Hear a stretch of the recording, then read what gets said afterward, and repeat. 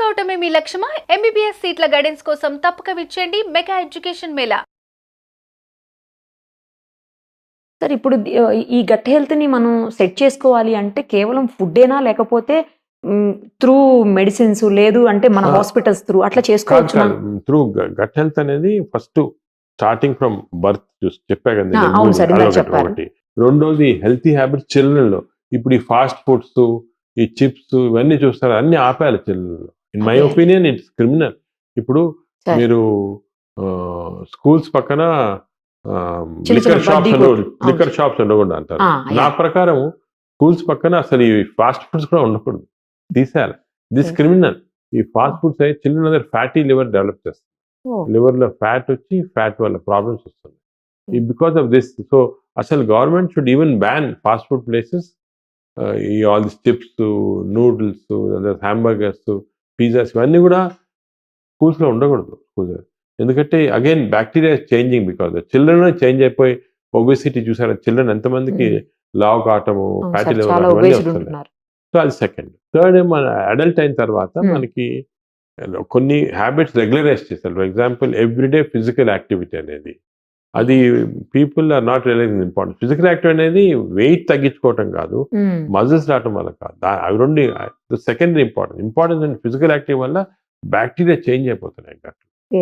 గట్లో bacteria change అయిపోయి they are causing creating problem. So physical activity కరెక్ట్గా ఉండాలి.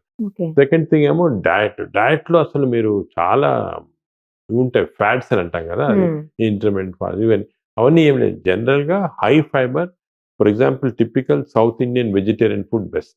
మనకి ట్రెడిషనల్ గా తినే అది క్వాంటిటీస్ కొంచెం కంట్రోల్గా తినాలా, ఫైబర్ ఎక్కువ ఉండాలా. And again we should avoid sugar కానీ. ఇంకోటి రాంగ్, ఫ్రూట్ జ్యూస్ వల్ల బ్యాక్టీరియా చాలా దెబ్బతింటున్నాయి. సోడాస్ వల్ల బ్యాక్టీరియా దెబ్బతింటుంది. అంటే fruit juices they don't contain fibre. అందరు ఆరెంజ్ జ్యూస్ తాగుతుంటారు, తప్పు. ఆరెంజ్ జ్యూస్ మార్నింగ్ తాగకూడదు, తప్పది. దే కంటైన్, మార్నింగ్ ఫ్రూట్ తినచ్చు, fruits are good but not fruit juice. ఆ ఫ్రూట్ జ్యూస్ అనేది అమెరికాలో ఎప్పుడో 1950s లో ఎక్కువ ఆరెంజెస్ ప్రొడ్యూస్ చేశారు కంట్రీ. అవి వేస్ట్ అయిపోతున్నాయని చెప్పి ఒక ఇండస్ట్రీ స్టార్ట్ అయింది. అది అడ్వర్టైజ్మెంట్ స్టార్ట్ అయింది, ఫ్రూట్ జ్యూస్ తింటే మంచి హెల్త్. ఇప్పుడు అమెరికాలో చూస్తే ప్రతివాడు పొద్దున్న ఫ్రిడ్జ్ తీసి ఒక fruit juice, orange juice glass వేసుకొని తాగుతారు అనమాట, హెల్తీ అనుకోని. తప్పది, టోటలీ రాంగ్. జ్యూసెస్ లో only juice which is good is coconut water. Coconut water రోజుకు 2 గ్లాసులు తాగితే మన బ్యాక్టీరియా, మంచి బ్యాక్టీరియా వస్తాయి మనకి. Fresh coconut water, not bottled కాదు. మనకి ఫ్రెష్ కోకోనట్ వాటర్ ఇక్కడ మన దగ్గర బాగా, అంటే ఎస్పెషల్లీ సర్కార్ ఏరియాస్ బాగా ఎక్కువ. చాలా అది ఫ్రెష్ కోకోనట్ వాటర్ మీరు ఒక గ్లాస్ 2 గ్లాసెస్ ఎవ్రీడే తింటే బ్యాక్టీరియా మంచిది. పిల్లలకి, అడల్ట్స్ అందరికి న్యాచురల్ అది. అదే వీళ్ళు అన్ఫార్చునేట్ ఏమో పిల్లలు సోడాస్ డైట్ ఏమన్నామంటారు, డైట్ కోక్ అంటారు, 0 క్యాలరీ. దాంట్లో ఏమంటే ఈ సోడాస్ లో, డైట్ కోక్స్ లో, దాంట్లో అంతా ఈ it is changing the bacteria. ఇది కూడా చూసాం. ఇంకోటి షుగర్ ఫ్రీ అంటాం కదా. అవును సార్. అసలు అగైన్ దీనిపైన మేము రీసెర్చ్ చేసాం. షుగర్ వాడితే ఏమవుతుందంటే, ఈ డయాబెటీస్ షుగర్ వాడకూడదు, షుగర్ ఫ్రీ అనేది. అసలు షుగర్ ఫ్రీగా ఉన్న సబ్స్టెన్స్ అన్ని కూడా బ్యాక్టీరియా చేంజ్ చేసి ఎక్కువ క్యాలరీస్ ప్రొడ్యూస్ చేస్తుంది. సో షుగర్ కన్నా అది వర్స్ట్. షుగర్ తిన్నా పర్వాలేదు, షుగర్ ఫ్రీ వల్ల ఇంకెక్కువ మెటబాలిజం చేంజ్ చేస్తుంది. సో ఇవన్నీ కూడా కొన్ని మిత్స్ ఉన్నాయి, పీపుల్ తెలియటం లేదు. They are doing all this. అసలు ఏం వాడకపోయినా షుగర్ వాడినా పర్వాలేదు డయాబెటీస్, బట్ షుగర్ ఫ్రీ అనేది చేయకూడదు. It is causing a problem. It is changing. అదే విధంగా టూత్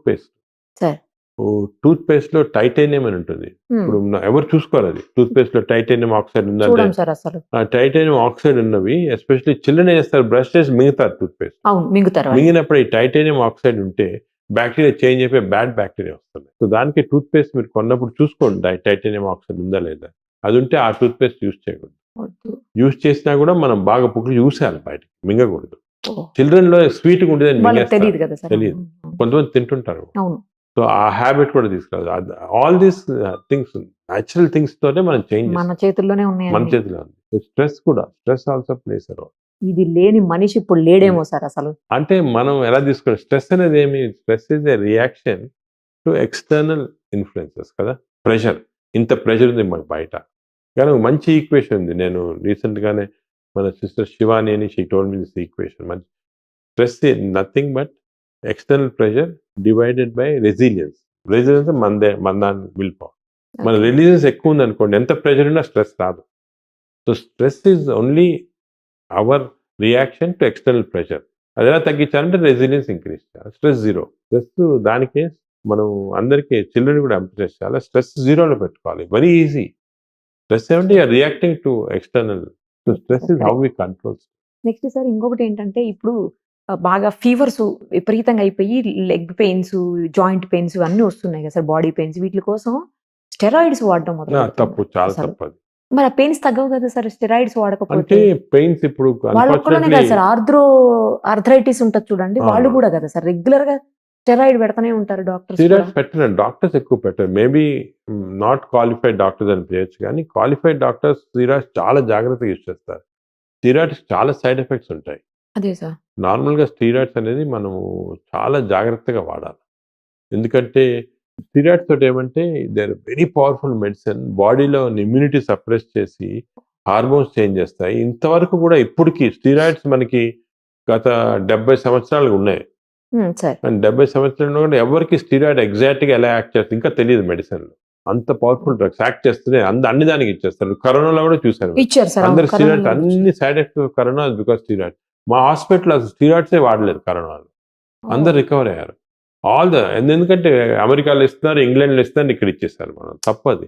స్టీరాయిడ్స్ అనేది most dangerous drugs in the world. Steroid ఎందుకంటే బాడీని ఆర్టిఫిషియల్గా సప్రెస్ చేస్తుంది. ఎలాగంటే బిల్డింగ్ లో ఫైర్ ఫైర్ చుట్టూ యాస్బెస్టాస్ పెట్టేసాం అనుకోండి, ఫైర్ సప్రెస్ కానీ బిల్డింగ్ అంతా నాశనం అయిపోతుంది కదా. బయట చూడడానికి అంతా ఏమి ఉండదు. అలాగే స్టీరాయిడ్స్ ఆర్ లైక్ యాస్బెస్టాస్.